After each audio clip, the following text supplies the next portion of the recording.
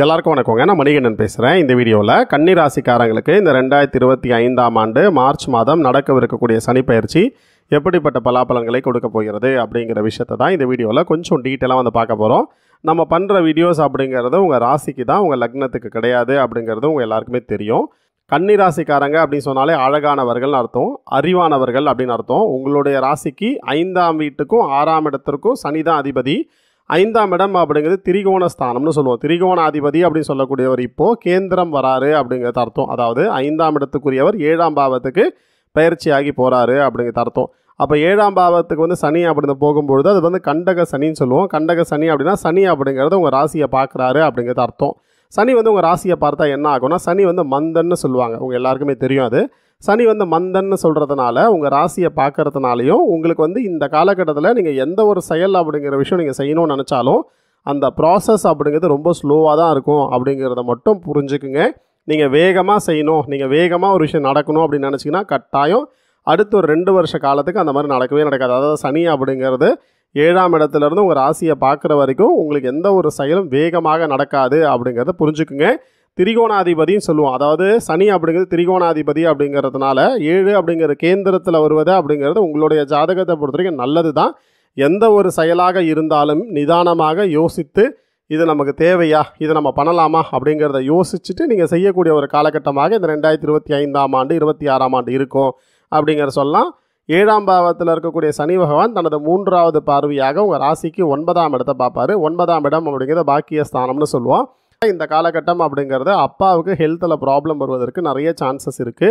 அப்பாவுக்காக நீங்கள் கொஞ்சம் மருத்துவ செலவு அப்படி சொல்லி நீங்கள் செய்ய போகிறீங்க அப்படிங்கிற சொல்லலாம். தான தர்மங்கள் அப்படிங்கிறது இந்த காலகட்டத்தில் நீங்கள் செய்வீங்க.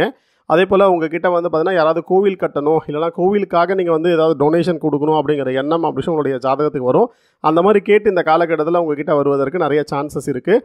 சில ஸ்பிரிச்சுவல் பாத் அப்படிங்கிற விஷயத்தை நோக்கி நீங்கள் ட்ராவல் பண்ணுறதுக்குண்டான வாய்ப்புகள்லாம் நிறைய இருக்குது அப்படிங்கிறத சொல்ல முடியும். உங்களோட கடமை என்னமோ அந்த கடமையை சரியாக செய்யக்கூடிய ஒரு சரியான ஒரு காலகட்டமாக இந்த 2025ஆம் ஆண்டு 26ஆம் ஆண்டு இருக்கும் அப்படிங்கிற சொல்லலாம். மருத்துவ செலவு வராமல் மட்டும் கொஞ்சம் பார்த்துக்குங்க. அதே போல் உங்கள் ஜாதகத்தை பொறுத்த வரைக்கும் உங்கள் நடத்தை மேலே சில பாதிப்பு, சில பிரச்சனை அப்படிங்கிற விஷயம் வருவதற்குண்டான சான்சஸ் அப்படி இருக்குது. அப்படிங்கிறதுனால நீங்கள் எந்த ஒரு செயல் அப்படிங்கிற விஷயம் நீங்கள் செஞ்சாலும் முழுவதுமாகவே கவனத்தோடு ஒரு செயல் செய்வது நல்லது. அதே போல் உங்கள் ஜாதகத்தை பொறுத்த வரைக்கும் இந்த காலகட்டத்தில் நீங்கள் யார்கிட்டையாவது கேள்வி கேட்டீங்கன்னு நினச்சிக்கிங்களேன், நீங்கள் கேட்குற கேள்வி அப்படிங்கிறது உங்களுக்கு பெரிய ஒரு பாதகம் அப்படிங்கிறத ஏற்படுத்தும். அப்படிங்கிறதுனால அனாவசியமான கேள்வி அப்படிங்கிறது கேட்காமல் இருப்பது நல்லது. உங்கள் ஜாதகத்தை பொறுத்த வரைக்கும் உங்களுடைய ஜாதகத்துக்கு பூர்வீக சொத்து அப்படிங்கிற விஷயத்தில் சில சிக்கல்கள் அப்படி இருக்கிறதுக்கு நிறைய சான்சஸ் அப்படி உங்களுடைய ஜாதகத்தில் இருக்குது. அதனால் சில மன உளைச்சலும் உங்களுடைய ஜாதகத்துக்கு வரும் அப்படிங்கிறத சொல்லலாம். அதே போல் தந்தை வழி உறவு மூலிமா சில சிக்கல்கள் வருவதற்குண்டான வாய்ப்புகள் இருக்குது. அதுவும் வந்து அத்தை அப்படிங்கிற உறவாக இருந்தால் அது நிச்சயமாக உங்களுக்கு பிரச்சனையை கொடுக்கக்கூடிய உறவாக இருப்பதற்குண்டான வாய்ப்புகள் இந்த காலகட்டத்தில் அதிகமாகவே இருக்குது அப்படிங்கிற சொல்லலாம். உங்கள் ராசியை சனி அப்படிங்கிறவர் பார்க்குறாரு அப்படிங்கிறதுனால உங்கள் மேலே கொஞ்சம் அக்கறை அப்படிங்கிறத எடுத்துக்குங்க. எந்த விஷயத்துக்கும் அவசரப்படாதீங்க. ரொம்ப ஸ்லோவாக ஒரு செயல் அப்படிங்கிற விஷயத்தை செய்யுங்க. ஸ்லோ அண்ட் ஸ்டடியாக ஒரு செயல் அப்படிங்கிறது நீங்கள் செய்யணும் அப்படிங்கிற எண்ணம் வந்துட்டாலே கட்டாயம் அது உங்களுக்கு ரொம்ப நல்லபடியாகவே இருக்கும் அப்படிங்கிற சொல்ல முடியும். உங்களோட ராசிக்கு 4ஆம் இடத்திற்கும் வந்து சனி பார்வை அப்படிங்கிற விஷயம் கிடைக்கும், 10வது பார்வையாக. அப்போ என்ன அர்த்தம்னு கேட்டிங்கன்னா, உங்கள் ஜாதகத்தின்படி இந்த காலகட்டத்தில் தாய் தந்தையருக்காக நீங்கள் மருத்துவ செலவு அப்படி சொல்லி நீங்கள் செய்ய போகிறீங்க அப்படிங்கிறது அர்த்தம். வீடு வண்டி வாகன விஷயத்தில் கொஞ்சம் கேர்ஃபுல்லாக கொஞ்சம் கவனமாக இருங்க. இந்த காலகட்டத்தில் பெருசாக எதுவும் இன்வெஸ்ட்மெண்ட் பண்ணாதீங்க. அதே போல் ட்ராவல் பண்ணும்போது கொஞ்சம் ஜாக்கிரதையாக ட்ராவல் பண்ணுங்கள். இன்னொருத்தரை நம்பி வேறு ஒருத்தரை நம்பி நீங்கள் வந்து ட்ராவல் அப்படிங்கிற விஷயம் பண்ணாதீங்க. அதாவது சேர்ந்து ட்ராவல் பண்ணுறது அப்படிங்கிறது உங்களுடைய ஜாதகத்தை இந்த காலகட்டத்தில் சரியாக இருக்காது அப்படிங்கிறது சொல்ல முடியும். உங்கள் ஜாதக அமைப்பு அப்படிங்கிறது நடக்கக்கூடிய தசை அப்படிங்கிறது ரொம்ப ரொம்ப முக்கியம். உங்களுக்கு நடக்கக்கூடிய தசை, நடக்கக்கூடிய புத்தி அப்படிங்கிறது உங்களுக்கு சாதகமாக இருந்தால் இந்த சனி பயிற்சி அப்படிங்கிறது உங்களுக்கு ஒன்றும் மேஜரான ஒரு இம்பாக்ட் அப்படி விஷயத்தை உங்களோட ஜாதகத்துக்கு கொடுக்காது. உங்களுக்கு சனி தசையோ சனி புத்தியோ நடந்துட்டு இருந்துச்சுன்னா மட்டும்தான் இந்த காலகட்டம் அப்படிங்கிறது இந்த ப்ராசஸ் அப்படிங்கிறது ரொம்ப ஸ்லோவாக இருக்கும். மாறாக உங்களுடைய ஜாதகத்துக்கு சுக்கிர தசை அப்படி சொல்லி நடந்துட்டு இருந்துச்சு அப்படின்னா ரொம்ப நல்லாயிருக்கும். புதன் தசை அப்படி சொல்லி நடந்துட்டு இருந்துச்சு அப்படின்னா ரொம்ப வேகமாகவே நீங்கள் செயல்படக்கூடிய ஒரு தன்மை வந்து உங்களுடைய ஜாதகத்துக்கு இருக்கும். ரொம்ப இன்னோவேட்டிவான திங்கிங் அப்படிங்கிற உங்களுடைய ஜாதகத்துக்கு இந்த காலகட்டத்தில் வரும். அந்த புதன் தசையோ இல்லை புதன் புத்தியோ நடந்துட்டு இருந்துச்சுன்னா. இதே உங்களோட ஜாதகத்துக்கு வந்து குரு மகாதிசை அப்படி சொல்லி நடந்துட்டுருக்கு அப்படின்னு நினச்சிக்கிங்களேன். இந்த குரு அப்படிங்கிறது உங்களுக்கு பாதகாதிபதி அப்படிங்கிறதுனால இந்த கண்டக சனி அப்படிங்கிறது உங்களுக்கு இம்பாக்ட் அப்படி விஷயத்தை உங்களுக்கு கொடுக்கும். பணம் விஷயத்தில் கொஞ்சம் ஜாக்கிரதையாக இருக்கணும். வீடு விஷயத்தில் கொஞ்சம் ஜாக்கிரதையாக இருக்கணும்.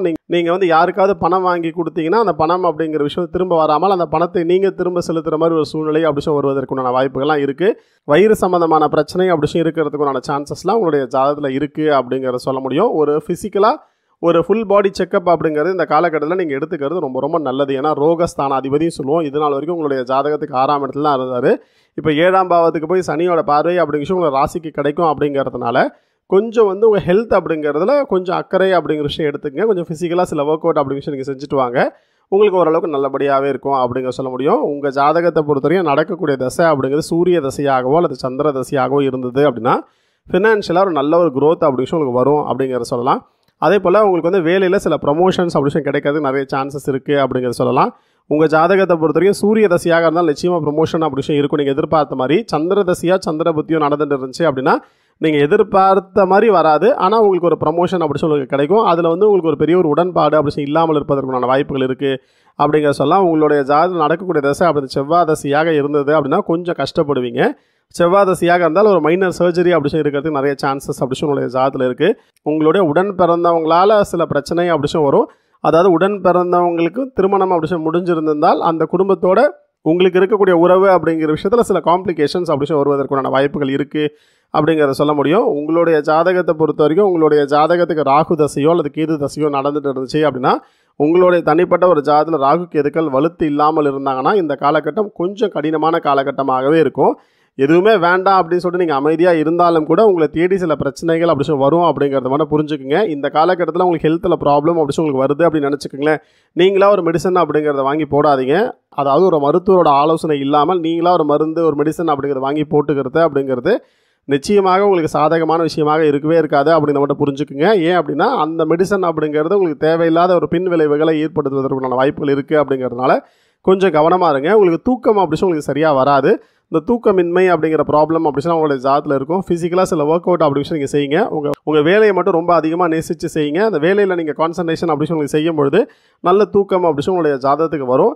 நீங்கள் வந்து மெடிசன் அப்படிங்கிறத தூக்கத்துக்காக எடுத்துக்காதீங்க அப்படிங்கிற விஷயத்தை தான் உங்களுக்கு சொல்கிறேன். புரியுறதுங்களா? அதே போல் உங்கள் ஜாதகத்துக்கு நடக்கக்கூடிய தசாநாதனோ அல்லது புத்திநாதனோ கோச்சாரத்தில் வந்து இந்த 3 இடத்துல இருக்கிற சனி பார்க்கக்கூடிய இடம் சொல்லக்கூடிய ரிஷபத்துலையோ கன்னியிலையோ அல்லது தனுசுலையோ இருக்கக்கூடாது. ஆனால் உங்களோட ராசி அப்படிங்கிறது வந்து சந்திரன் அப்படிங்கிறது வந்து கன்னியில் இருந்தால் தான் கன்னி ராசின்னு சொல்லுவோம் இல்லையா? அப்போ கன்னி ராசியின் மேலேயே வந்து சந்திரனுக்கு வந்து அந்த சனி பார்வைங்கிறது கிடைக்கும் அப்படிங்கிற காரணத்தினால இந்த காலகட்டத்தில் உங்களோட மனநிலை அப்படிங்கிறத கொஞ்சம் ப்ராப்பராக வந்து நீங்கள் பார்த்துக்குங்க.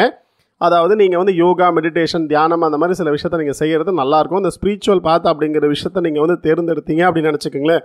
இந்த சனி அப்படிங்கிறது உங்களை மேஜராக வந்து இம்பாக்ட் அப்படி விஷயத்தை உங்களுக்கு ஜாதகத்துக்கு பண்ணாது அப்படிங்கிறத சொல்ல முடியும். ஏன்னா சனி அப்படிங்கிறது வந்து பார்த்தீங்கன்னா கர்மகாரகன்னு சொல்லுவோம், கர்மாவின் கடவுள்னு சொல்லுவோம். அப்போ முடிஞ்ச அளவுக்கு இந்த ஸ்பிரிச்சுவல் பாத் அப்படிங்கிற விஷயத்தில் நீங்கள் ட்ராவல் பண்ணும்பொழுது இது வந்து உங்களுக்கு மேஜரான ஒரு இம்பாக்ட் அப்படி விஷயத்தை உங்களுடைய ஜாதகத்துக்கு கொடுக்காது. அதே போல் முடிஞ்ச அளவுக்கு ஃபிசிக்கலி சேலஞ்சு பீப்புளுக்கு வந்து உங்களால் முடிஞ்ச உதவியை நீங்கள் செஞ்சுட்டு வாங்க. அது வந்து உங்களுடைய வாழ்க்கையில் ஒரு பெரிய ஒரு சேஞ்ச் அப்படிங்கிற விஷயத்தை கொடுக்கும். வெளிநாட்டில் இருக்கக்கூடிய உங்கள் நண்பர்களுக்கு உங்களால் முடிஞ்ச உதவியை நீங்கள் செஞ்சுட்டு வாங்க. வெளிநாட்டில் இருக்கக்கூடிய நண்பர்களுக்கு உதவி செய்வதன் மூலிமா கூட உங்களோட லைஃப்பில் வர ஒரு பெரிய ஒரு சேஞ்ச் அப்படிங்கிற விஷயம் இந்த காலகட்டத்தில் நடக்கும் அப்படிங்கிறத சொல்ல முடியும். யாராவது ஒருத்தர் வெளிநாட்டில் இருந்து உங்களை அங்கே வாங்க அப்படின்னு சொல்லிட்டு கூப்பிட்றாங்கன்னா இந்த காலகட்டத்தில் நீங்கள் போகிறது சரியான ஒரு விஷயமாக இருக்காது. யாரையும் நம்பி ட்ராவல் அப்படி விஷயம் பண்ணாதீங்க. அது சிறுதூர பயணமாக இருந்தாலும் சரி, அது ஒரு லாங் ட்ராவலாக இருந்தாலும் சரி, முடிஞ்ச அளவுக்கு இன்னொருத்தரை நம்பி ட்ராவல் பண்ணுறது, அவர் என்னை வர சொன்னார், அவர் என்னை கூப்பிட்டுருக்காரு, அவர் எனக்கு வேலை வாங்கி கொடுக்குறாரு அப்படிங்கிற மாதிரிலாம் சொன்னாங்கன்னா இந்த காலகட்டத்தில் அவசரப்பட்டு இருக்கிற வேலையெல்லாம் விட்டுட்டு அவரை நம்பி நீங்கள் போகாதீங்க. அது வந்து யாராக இருந்தாலும் உங்களோட நண்பர்களாக இருந்தாலும் சரி, உங்களோட உறவினர்களாக இருந்தாலும் சரி, அவர் யாராக இருந்தாலும் அவரை நம்பி நீங்கள் போகிறது அப்படிங்கிறது இந்த காலகட்டம் அப்படி விஷயம் உங்களுக்கு சரியாக இருக்காது அப்படிங்கிறத மட்டும் புரிஞ்சுக்குங்க. மொத்தத்தில் இந்த 2025ஆம் ஆண்டு நடக்கவிருக்கக்கூடிய சனிப்பெயர்ச்சி கன்னிராசிக்காரங்களுக்கு எப்படி இருக்கும் அப்படின்னு சொல்லிட்டு கேட்டிங்கன்னா எல்லா விஷயத்திலும் கொஞ்சம் கான்ஷியஸாக கொஞ்சம் கவனமாக இருந்துட்டாலே பெரிய ஒரு பாதிப்புகள் இல்லாமல் நீங்கள் ஈஸியாக வந்து இதை கடந்து வந்துடுவீங்க அப்படிங்கிற விஷயத்த சொல்ல முடியும். புரியுதுங்களா? இந்த வீடியோ உங்களுக்கு புரிஞ்சிருக்கும் அப்படின்னு நான் நம்புகிறேன். இந்த வீடியோ உங்களுக்கு பிடிச்சிருந்தால் லைக் பண்ணுங்கள், உங்கள் மற்ற எல்லா நண்பர்களுக்கும் ஷேர் பண்ணுங்கள்.